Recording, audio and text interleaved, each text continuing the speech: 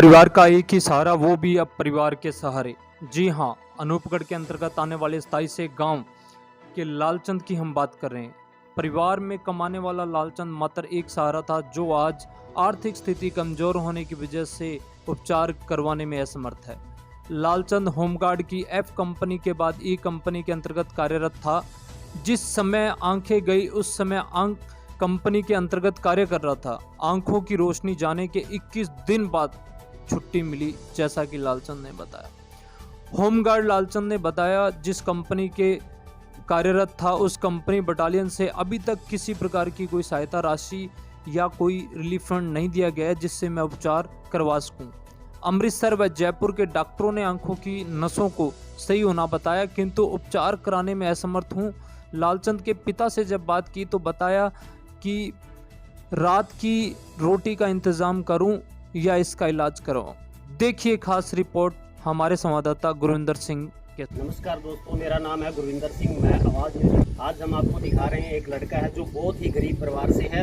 गांव है 22 के अंदर, और ये उनके घर की कंडीशन है, आप देख सकते हो। ये बहुत ही गरीब घर है और लड़के को कुछ भी नहीं दिखता। हालत बहुत खराब है उनके घर की। ये उनके घर का गेट है, आप देख सकते हो। ये उनका जो अंदर घर की है, ये देखो आपके नीचे क्या हाल है। बहुत ही गरीब घर है उनका, बहुत ही ज़्यादा।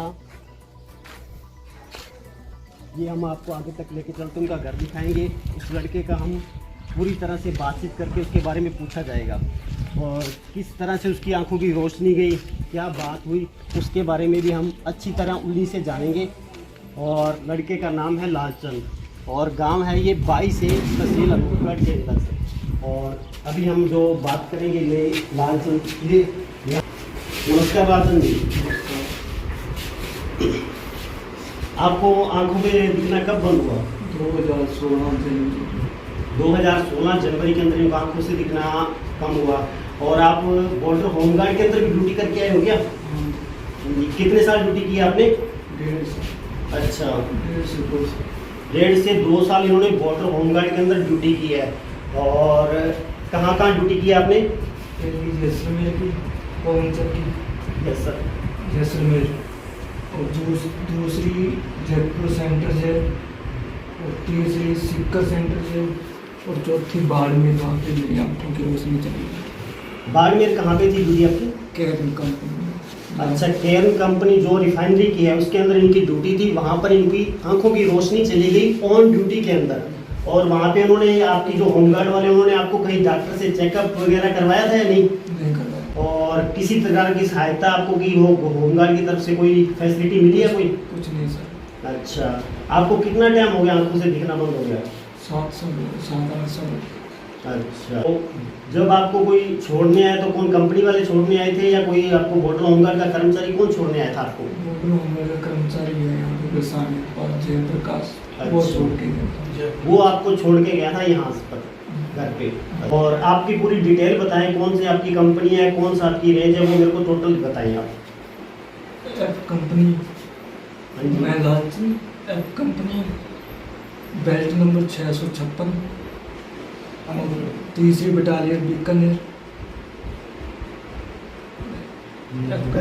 एफ कंपनी इसकी अनूपगढ़ के अंदर, और बटालियन की जो बीकानेर की है। अच्छा, 656 नंबर इनका बेल्ट नंबर है। ठीक है।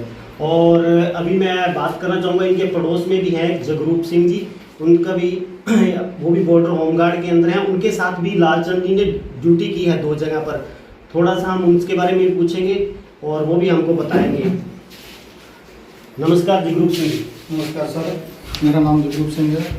बॉर्डर होमगार्ड में मैं हूँ, लेकिन इन्होंने मेरे साथ ड्यूटी तो जरूर की है। जयपुर जेल में भी की इन्होंने, सीकर जेल में, चूरू सीकर जेल में भी थे, हम साथ ही थे।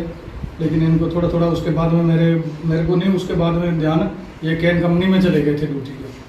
तो उनकी आंखें चली गई। उसके बाद डॉक्टरों ने मना कर दिया। शायद इनको ऑपरेशन वगैरह उधर पंजाब में भी लेके गए, गंगानगर में भी लेके गए, इनका ध्यान नहीं। अभी डॉक्टर तो पीछे से बता रहे हैं इनकी आंखों की रोशनी है, लेकिन गरीब परिवार है, कहाँ से लाएगा यार पैसा है? तो गरीब परिवार होने के नाते अभी इनकी कुछ ना कुछ अभी हमें पता नहीं इसका कब हो सकता है डिस्चार्ज लिखा है इसने क्या नहीं किया। तो अभी फिलहाल तो मेरे सामने से 5-6 सालों से इसकी रोशनी गई हुई है, ठीक है।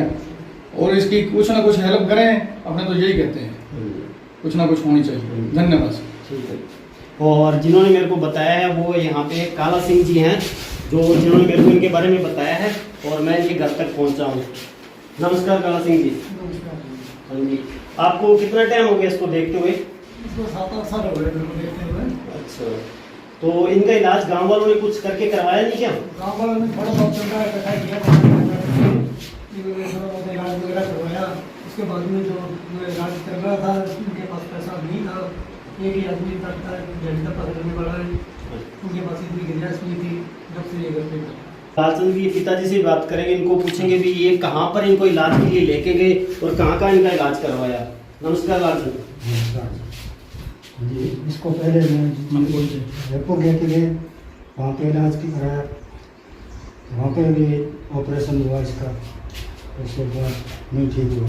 नहीं, वहाँ पे उन्होंने डॉक्टर ने कुछ बताया नहीं इसको, जो इलाज करवाया वो क्या बोल रहे थे, क्या कंडीशन है, क्या दिक्कत है?